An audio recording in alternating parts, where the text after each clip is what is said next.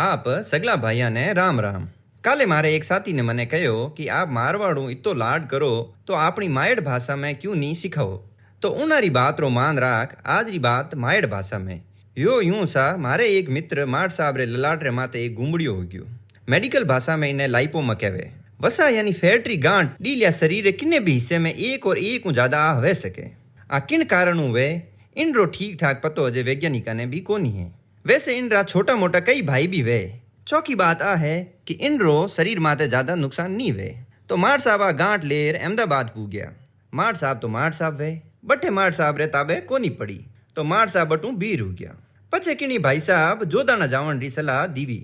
माड़ साहब मारे कने आप रे मनडे री बात मने बताई कि टाबरिया बोर्डू घणो ध्यान इन गुमड़िया माथे देवे।